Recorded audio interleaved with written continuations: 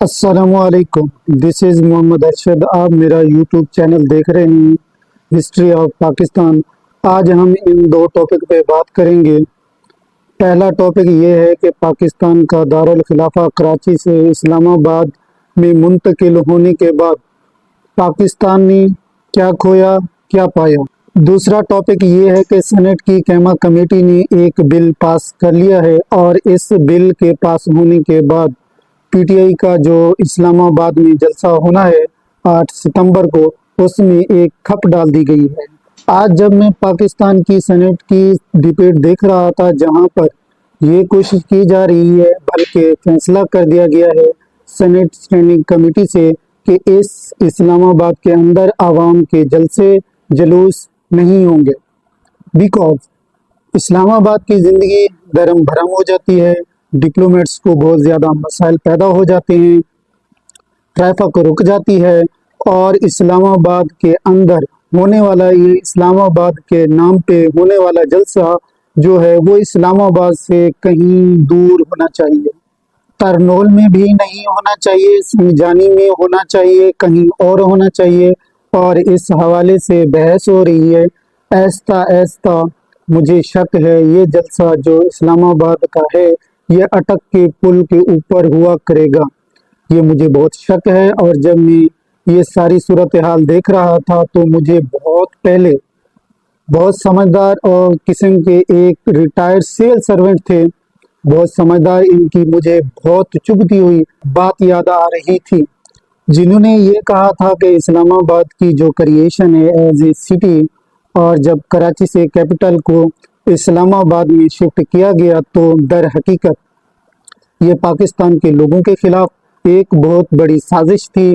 اور کسی ایک اقدام نے پاکستان کی تقدیر، مقدر اور مستقبل کو اور قسمت کو اتنا نقصان نہیں پہنچایا جتنا اسلام آباد کی کریشن نے پہنچایا ہے۔ یہ کیا معاملہ ہے، یہ میں کیوں کہہ رہا ہوں، میں آپ کو بہت اچھی طرح سے ایکسپلین کروں گا۔ اب اسلام آباد کا خوبصورت شہر جو ہے، اس کی جو کریشن تھی اور دارالخلافہ کیپٹل سٹی کراچی سے اسلام آباد شفٹ کرنا کیوں پاکستان کے لوگوں کے خلاف اور پاکستان کی ریاست کے خلاف ایک گھناؤنی سازش تھی، اور کیسے اس خوبصورت شہر نے پاکستان کی تاریخ کو مسخ کر دیا اور پاکستان کے مستقبل کو تاریخ کر دیا۔ بالکل ہم سب پاکستان کے اس خوبصورت دارالخلافہ کے اوپر بہت زیادہ فخر کرتے ہیں۔ میں آپ کو ایکسپلین کرتا ہوں کہ اسلام آباد کی لاجک کیا ہے، یہ ایسے بے تکی نہیں ہے، میرے ساتھ رہیے گا۔ اب آتے ہیں پاکستان کی سینٹ اسٹینڈنگ کمیٹی کی بحث کے اوپر۔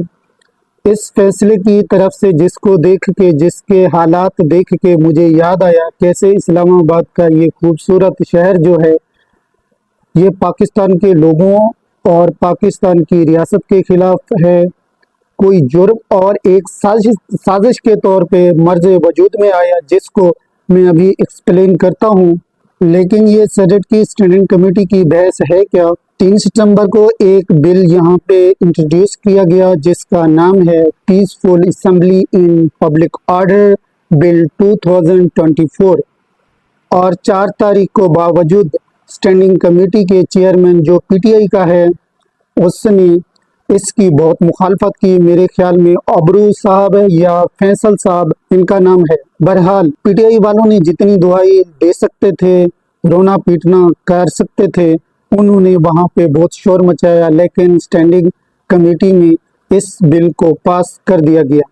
یہ بل کیا کہتا ہے؟ یہ بل ایک نیا قانون بن گیا ہے، اور یہ بل کہتا ہے کہ اسلام آباد کی حدود کے اندر اگر ڈپٹی کمشنر اجازت کے بغیر کوئی پبلک ریلی یا جلسہ جلوس ہوگا تو جلوس نکالنے والے اور ان پارٹیسپیٹ کرنے والوں کو 3 سے 10 سال کی سزا تک سنائی جا سکتی ہے۔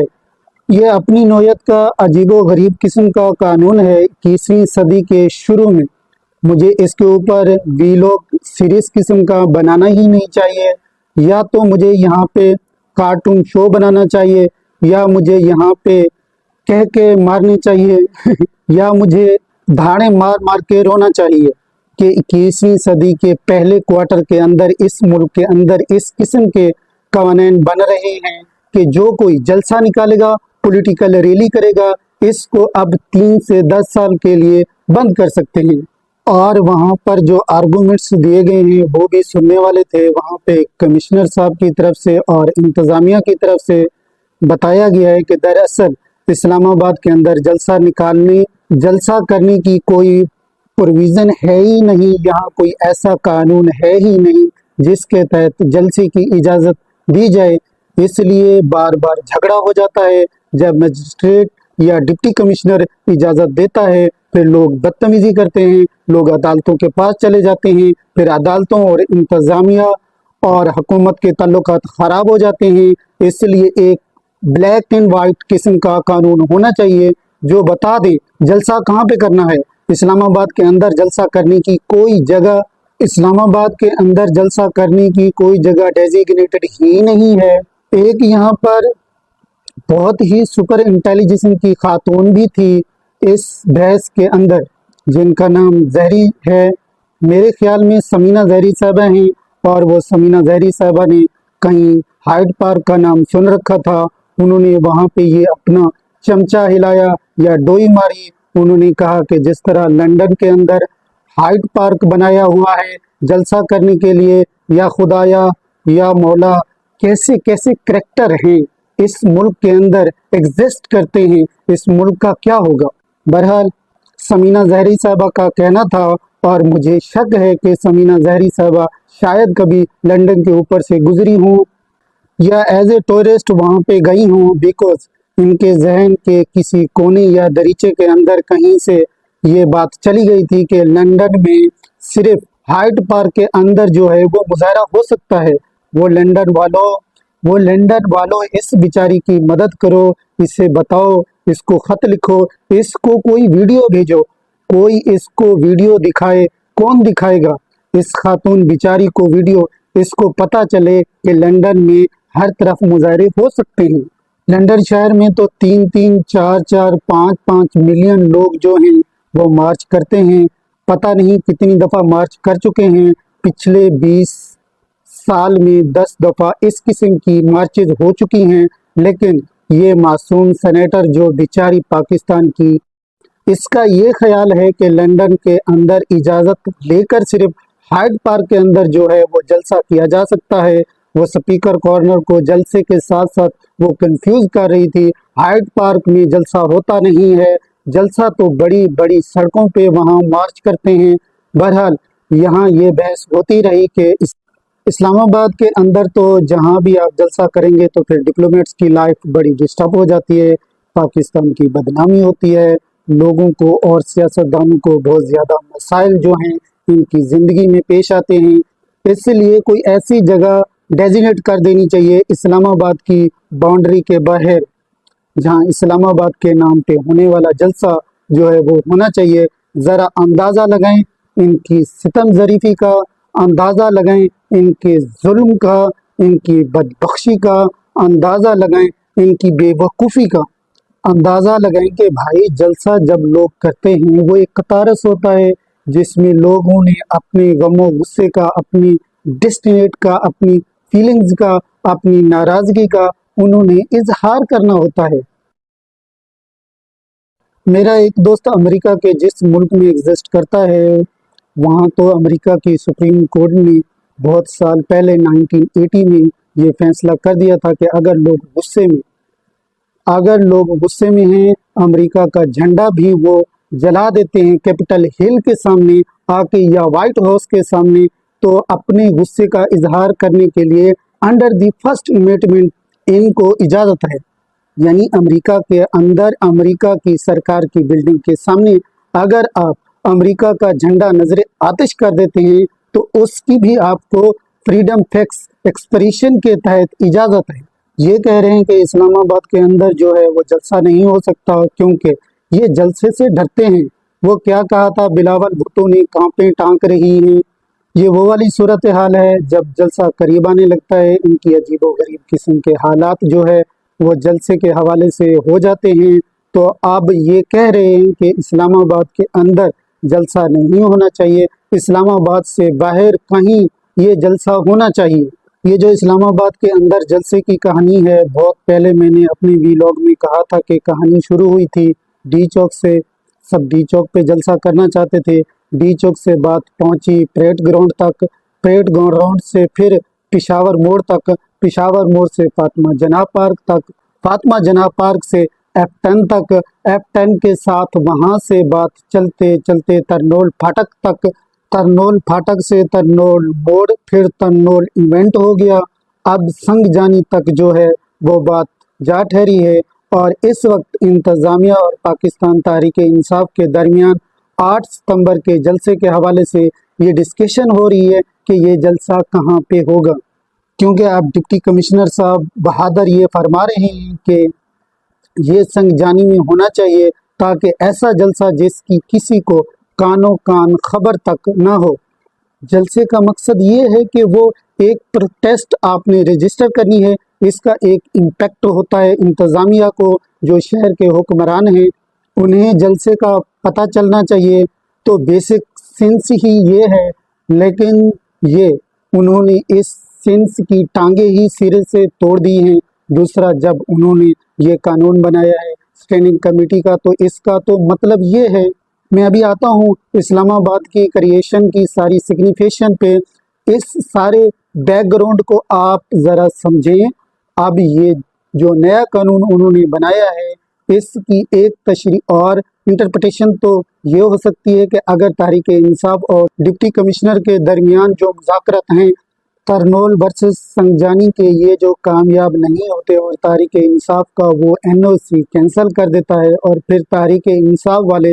کہیں اور پھر بھی اگر کوئی جلسہ کرنا چاہتے ہیں تو پھر اس نئے قانون کی وہ زد میں آ جائیں گے۔ اس کا کم از کم ایک مطلب تو یہ نکلتا ہے کہ اب میں آتا ہوں اسلام آباد کی کریشن کیوں ایک جرم تھا پاکستان کے لوگوں کے خلاف۔ اب چلتے ہیں ذرا اس طرف۔ یہ جو بل ہے سینٹ اسٹینڈنگ کمیٹی کے سامنے، اور اس کے اوپر جو بحث ہوئی ہے، یہ ہمیں اسلام آباد کی کریشن جو جینیٹک فیکٹ ہے، اس کی کیوں ہمیں یاد دلاتا ہے کہ اسلام آباد کیوں بنا تھا۔ اپنے آپ سے سوال پوچھیں، آپ میں سے کتنے لوگ واقف ہیں کہ اسلام آباد بنانے کا جواز کیا تھا، کیا آرگومنٹ دیا گیا تھا، کیا دلیل دی گئی تھی جب اسلام آباد کی کریشن لیٹ 1950 یا ارلی 60 کے اندر اس کو منظور کیا گیا تھا۔ پہلے تھوڑی سی بحث دیکھ لیں۔ یہ جو اسٹینڈنگ کمیٹی کے سامنے بل 3 ستمبر کو آیا، اس سے موو کیا PMLN کے سینیٹر عرفان صدیقی صاحب نے، جو ایک زمانے میں قلم انہوں نے اٹھایا ہوا تھا۔ آپ کو یاد ہوگا کہ ان کی بڑی خوبصورت ایک تصویر ہے، عمران خان کے زمانے میں گرفتار ہو گئے تھے، ہاتھ میں قلم پکڑا ہوا تھا اور پورے پاکستان میں کھپ پڑ گئی تھی۔ اچھے آدمی ہیں، پڑھنے لکھنے والے، دانشور ان کا تصور تھا، لیکن یہ بل پاکستان میں لوگوں اسلام آباد میں پولیٹیکل پروٹیسٹ کرنے کی اجازت نہیں ہونی چاہیے۔ جو پرنسپل موو کر رہے ہیں وہ عرفان صدیقی صاحب ہیں، اس میں ساری سیاسی جماعتیں ہیں، حکمران، اس میں PPP بھی ہے، اس میں PMLN بھی ہے، اس میں MQM بھی ہے، اس میں ANP بھی ہے، لیکن PMLN کی طرف سے عرفان صدیقی صاحب ہیں، پاکستان پیپل پارٹی کی طرف سے سلیم مانڈوے والا صاحب ہیں، بہت اچھے گھر سے ہیں، بہت انٹیلیجنٹ ہیں، کامیاب بزنس مین ہیں۔ ان کے دوسرے بھائی ندیم مانڈوے والا پاکستان کے بہت مشہور فلم ساز، فلم پروڈیوسر ہیں۔ کبھی سوچ بھی نہیں سکتا تھا کہ سلیم مانڈوے والا صاحب کی طرح ڈیسنٹ آدمی، پڑھا لکھا آدمی، سمجھدار آدمی پاکستان کے لوگوں اور پاکستان کی جمہوریت، پاکستان کی انسانی حقوق کے خلاف اتنی بڑی سازش کا حصہ بنے گا۔ جس طرح سے سینٹ اسٹینڈنگ کمیٹی کے اندر وہ اس بل کو موو کر کے بنے ہیں، اس طرح تیسرے ایک بہت اچھے جناب فیصل سبزواری صاحب متحدہ قومی موومنٹ MQM میں چند ڈیسنٹ پڑھے لکھے شریف لوگ تھے، تو ان میں فیصل سبزواری صاحب شامل ہیں۔ یعنی اگر وہی فیصل سبزواری ہیں، کوئی اور نہیں ہے، تو فیصل سبزواری بھی بل موو کرنے والے ہیں، اور انہوں نے تھوڑا سا زور بھی لگایا کہ جو TLP کی طرح مذہبی جماعتیں آ جاتی ہیں ان کو بھی شامل کیا جائے۔ لیکن میرا خیال ہے کہ باقی لوگوں نے مارے خوف کے ان کے اس آئیڈیا کو انہوں نے بہت زیادہ سپورٹ نہیں کیا۔ Now let's come back to Islamabad کے اسلام آباد کیوں now let's come back to کہ اسلام آباد کیوں کریٹ ہوا 1950 میں۔ جنرل ایوب، جنہوں نے بعد میں اپنے آپ کو ذاتی طور پہ فیلڈ مارشل محمد ایوب ڈکلیئر کر دیا تھا، وہ پاکستان میں سیاہ و سفید کے مالک بننے لگ گئے تھے، اور 7 یا 8 اکتوبر کو، یا پتہ نہیں 28 اکتوبر 1958 میں انہوں نے فارملی طور پہ پاکستان میں مارشلہ لگا دیا اور تمام اقتدار انہوں نے سنبھال لیا۔ وہی ٹائم پیریڈ جو فوری طور پر ایک نیا آئیڈیا پیدا ہوا کہ پاکستان کا دارالخلافہ جو ہے وہ کراچی سے اسلام آباد میں شفٹ ہونا چاہیے۔ اچھا، جب کراچی میں پاکستان کا دارالخلافہ تھا تو اس کا تمام تر جو سیکٹریٹ ایریا، جہاں آج سندھ سیکٹریٹ ہے، جہاں سندھ ہائی کورٹ ہے، جہاں گورنر ہاؤس ہے، آپ دیکھتے ہیں کہ انتہائی گنجان پاپولیشن کا ایریا ہے۔ وہاں حکومت ہونے کا مطلب یہ ہے کہ عوام بہت جلدی حکمرانوں کی گردن تک یا ان کے گربان تک بہت آسانی سے پہنچ سکتی تھی۔ اور کراچی کا اس وقت سائز دیکھیں کہ پتہ نہیں 2.5-3 کروڑ وہ صرف شہر ہے۔ اس وقت بھی کراچی کی آبادی میں بہت تیزی سے اضافہ ہو رہا تھا، ایک بڑا نوزی قسم کا شہر تھا، کمرشل شہر تھا۔ تو بہرحال ایوب خان صاحب کے دور کے ریزن تھے، یعنی اس زمانے میں سمجھا گیا تھا کہ بڑے ایک ریزن یہ تھا کہ کراچی چونکہ سیلی شہر ہے، پورٹ سٹی ہے، سمندر ہے، ہندوستان بہت زیادہ قریب ہے، اور کراچی کو ہندوستان جو ہے بلاک ہٹ کر سکتا ہے، کراچی کے اندر داخل ہو سکتا ہے، کراچی پہ قبضہ کر سکتا ہے، کراچی کو پیرالائز کیا جا سکتا ہے، اور کیپٹل سٹی ہمارا پیرالائز ہو جائے گا تو پھر ہمارا کیا ہوگا، پھر ہم جنگ کیسے لڑیں گے۔ تو یہ پہلی سب سے بڑی ریزننگ دی گئی تھی کراچی شہر سے کیپٹل کو شفٹ کرنے کے لیے۔ وہ ٹوٹلی ایک سیکورٹی لینز کی ریزننگ ہے۔ پاکستان کی ریاست کے تمام تر ارتقاء کے اندر بدقسمتی سے جتنے بڑے فیصلے ہوئے ہیں وہ ایک سیکورٹی لینز سے، ایک سولجر ذہن سے کیے گئے ہیں۔ اس کے علاوہ اور کوئی کنسپریشن یہاں پہ کبھی بھی اس نے پرویل نہیں کیا۔ یہاں ٹوٹل ہندوستان کا خوف اور سیکورٹی لینز ہے۔ اسلام آباد کا جو چناؤ کیا گیا، اس کے جغرافیہ کا وہ یہ ہے کہ اسلام آباد کی ایک طرف مری کی پہاڑیاں ہیں، دوسری طرف خیبر پختونخوا ہے، اور یہ ایک بڑی محفوظ قسم کی جگہ ہے، یہاں ہندوستان جو ہے وہ پہنچ نہیں سکتا۔ تو اس کو سیکورٹی لوکیشن کو کیپٹل سٹی ہونا چاہیے۔ میرا نہیں خیال کہ 20ویں صدی کے درمیان میں کوئی بھی دنیا کا اور کوئی کیپٹل سٹی ان بنیادوں کے اوپر سلیکٹ کیا گیا۔ ہاں، اس سے پہلے کئی سو برس تک جب بادشاہ اپنے کیپٹل بنایا کرتے تھے تو ان کی اس قسم کی کنسٹرکشن ہوتی تھی، اور ان کی دوسری کنسٹرکشن وہ تھی جو اس اسلام آباد کے خوبصورت شہر بنانے میں بھی تھی کہ لوگ یہاں پر نہ ہوں گے،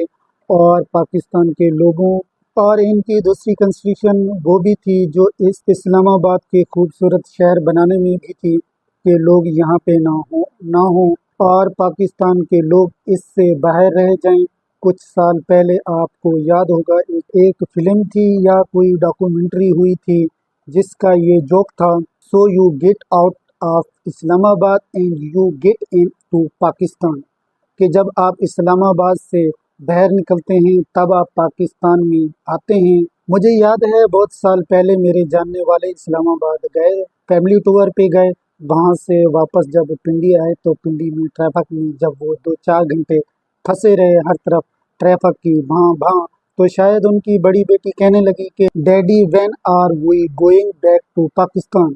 تو ان کے بچوں کے ذہن میں بھی یہ تھا کہ اسلام آباد پاکستان ہے، یہ باقی جتنا گند بلا اسلام آباد کے باہر ہے در حقیقت پاکستان ہی نہیں ہے۔ تو ایوب خان کو بھی لوگوں سے بڑی چڑ تھی بادشاہوں کی طرح، اور ان کو یہ احساس بھی تھا کہ میری اگر حکمرانی کراچی شہر سے ہوگی تو لوگوں کے ہاتھ میرے گربان تک پہنچ جائیں گے، یقین مانیے اگر اسلام آباد کا یہ جعلی مصنوعی سول لیس جس کی کوئی روح ہی نہیں ہے، صرف اس کی خوبصورت عمارتیں ہیں، یہ جو سول لیس کریکٹر لیس شہر اگر نہ کریٹ کیا ہوتا، شہر کریٹ نہ ہوتا اور کراچی سے کیپٹل کو موز نہ کیا جاتا تو پاکستان کی تمام تر سیاسی اور معاشی تاریخ جو ہے بہت مختلف ہوتی، بیکاز عوام کی فیلنگ سے حکمران بہت دور نہ رہ سکتے، حکمرانوں کو عوام کا خوف ہوتا۔ جسٹ امیجن تصور کریں کہ کراچی کے اندر پاکستان کا کیپٹل ہوتا، پاکستان کا کیپٹل ہو، سارا سیکٹریٹ وہاں پہ ہو، سیٹ اپ گورنمنٹ وہاں پہ ہو، پرائم منسٹر وہاں پہ بیٹھا ہو، ساری کیبنٹ وہاں پہ ہو۔